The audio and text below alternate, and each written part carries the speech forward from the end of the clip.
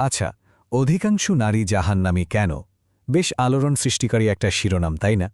আজকে আমরা ঠিক এই নামের একটা বই নিয়ে কথা বলতে এসেছি। তবে এখানে আমাদের কাজ কিন্তু কোনো মতামত দেওয়া না।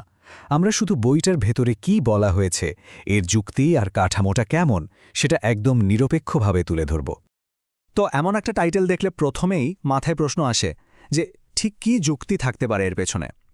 এই আলোচনাটায় আমরা ঠিক সেটাই বোঝার চেষ্টা করব। বইটা আসলে কি বলতে চায়, এর ভেতরের লজিকটা কি। চলুন শুরু করা যাক। আমাদের আজকের আলোচনার মূল উৎস হল মুফতি মহিবুল্লাহ ফরহাদ সংকলিত এই বইটা। আবারও বলে রাখছি, আমাদের উদ্দেশ্য কিন্তু বইটির পক্ষে বা বিপক্ষে কথা বলা নয়। আমাদের কাজ হল বইটাতে যা লেখা আছে ঠিক সেটাই আপনাদের সামনে তুলে ধরা। তো আলোচনার শুরুতেই আমরা বইটার একদম মূল ভিত্তিটা বোঝার চেষ্টা করব।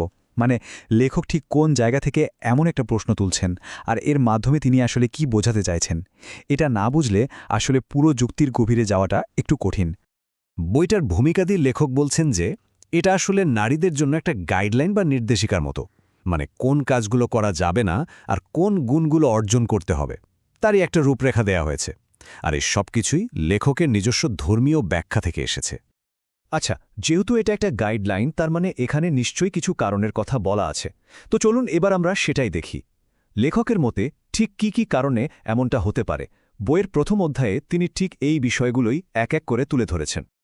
দেখুন, বইটার প্রথম অধ্যায়ের সূচিপত্রটা দেখলেই কিন্তু একটা পরিষ্কার ধারণা পাওয়া যায়।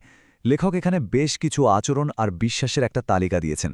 আমরা বরং বোঝার সুবিধার জন্য এই কারণগুলোকে কয়েকটা থিমেটিক গ্রুপে ভাগ করে নিই। কেমন? তো প্রথম যে গ্রুপটা, সেটা হলো বিশ্বাস আর ব্যক্তিগত ধার্মিকতা নিয়ে। বইটাতে বলা হয়েছে শির্ক মানে বহু ঈশ্বরবাদ, তারপর মুনাফেকি বা ভণ্ডামি, অহংকার আর কথায় কথায় অভিযোগ করার যে অভ্যাস, এগুলোকে প্রধান কারণ হিসেবে দেখানো হয়েছে। এর পরের গ্রুপটা হল সামাজিক আর প্রকাশ্য আচরণ নিয়ে।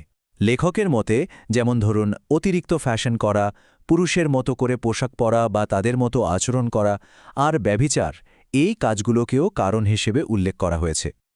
আর সবশেষে বইটা কিন্তু বৈবাহিক জীবনের উপর অনেক বেশি জোর দিয়েছে। এখানে বলা হয়েছে স্বামীর অবাধ্য হওয়া যাবে না, তার সেবায় নিয়োজিত থাকতে হবে। এই বিষয়গুলোকে একটা মূল স্তম্ভ হিসেবে দেখানো হয়েছে। লেখকের মতে এই কাজগুলো থেকে দূরে থাকাটাই হলো প্রথম ধাপ। বেশ, কারণগুলো তো জানা গেল, কিন্তু স্বাভাবিকভাবেই এখন প্রশ্ন আসে যে এর পরিণতিটা কি। বইটা কিন্তু এই প্রশ্নেরও উত্তর দিয়েছে, আর সেজন্যই পুরো দ্বিতীয় অধ্যায়টা রাখা হয়েছে, যেখানে এই পরিণতির একটা বিস্তারিত ছবি তুলে ধরা হয়েছে। এই অধ্যায়ের সূচিপত্রটা যদি আমরা দেখি, তাহলেই বোঝা যায় যে এখানে কি নিয়ে কথা বলা হয়েছে। যেমন জাহান্নামের গঠন কেমন, কারা এর প্রহরী, সেখানকার জ্বালানি কি, আর শাস্তির ধরনগুলোই বা কেমন। এই সব কিছুরই বর্ণনা আছে, যাতে পরিণতির ভয়াবহতাটা পরিষ্কার হয়। তো বইটাতে যা বর্ণনা করা হয়েছে সেই অনুযায়ী জাহান্নামের নাকি অনেকগুলো স্তর আর 7টা দরজা আছে। আর সেখানকার অধিবাসীদের জন্য শাস্তির মধ্যে রয়েছে গরম পানি, কাঁটাযুক্ত খাবার, এমনকি আগুনের তৈরি পোশাকের কথাও বলা হয়েছে। এই বর্ণনাগুলো আসলে পরিণতির ভয়াবহতা বোঝানোর জন্যই দেওয়া হয়েছে। তাহলে প্রশ্ন হল, বইটা কি শুধু সমস্যা আর তার ভয়াবহ পরিণতির কথাই বলে? না, এখানেই গল্পে একটা বড় মোড় আছে। চলুন দেখি, এই ভয়াবহ চিত্রটা তুলে ধরার পর লেখক কোনো সমাধানের পথ বা কোনো পজিটিভ রোল মডেলের কথা বলেছেন কিনা। এখন এই স্লাইডটা কিন্তু বেশ ইন্টারেস্টিং, কারণ এটা বইটার পুরো কাঠামোটা একবারে চোখের সামনে নিয়ে আসে। দেখুন, বাম দিকে আছে প্রথম অধ্যায়ের সূচি, যেটাকে বলা যেতে পারে ধ্বংসের পথ, আর ডান দিকে আছে তৃতীয় অধ্যায়ের সূচি, যেটা হলো মুক্তির পথ। তার মানে বইটা শুধু সমস্যা দেখিয়েই থেমে থাকেনি, একটা সমাধানের কথাও বলেছে।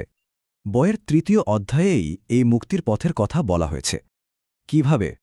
এখানে কোনো নেতিবাচক দিকের কথা না বলে বরং পজিটিভ রোল মডেল হিসেবে 4জন আদর্শ নারীর জীবনকাহিনী তুলে ধরা হয়েছে। তাদেরকে একটা অনুসরণীয় উদাহরণ হিসেবেই দেখানো হয়েছে। এই 4জন নারী হলেন হজরত সারা, যাকে তার বিশ্বাস ও আল্লাহভীতির জন্য প্রশংসা করা হয়েছে; হজরত হাজেরা, তার ত্যাগ আর স্বামীর প্রতি আনুগত্যের জন্য; এরপর আছেন হজরত আসিয়া, যিনি অত্যাচার সহ্য করেও নিজের বিশ্বাসে অটল ছিলেন; আর সবশেষে উম্মে মারিয়াম, যাকে ধর্মনিষ্ঠা আর ভক্তির একটা দারুণ উদাহরণ হিসেবে তুলে ধরা হয়েছে। তার মানে মূল ব্যাপারটা হলো, বইটা বলছে যে এই নারীদের জীবন অনুসরণ করার মধ্যেই রয়েছে মুক্তি আর পুরস্কারের পথ। সোজা কথায় তাদের গুণাবলী অর্জন করাটাই হলো সমাধান। পুরো আলোচনা শেষে একটা প্রশ্ন কিন্তু থেকেই যায়, এই ধরনের বই যেগুলো কিনা একটা নির্দিষ্ট আচরণবিধি বা কোড অফ কন্ডাক্ট ঠিক করে দেয়, সেগুলো আসলে একটা সমাজে মানুষের ভূমিকা আর তাদের ঘিরে থাকা সামাজিক প্রত্যাশাগুলোকে কিভাবে তৈরি করে, এটা কিন্তু ভেবে দেখার মতো একটা বিষয়।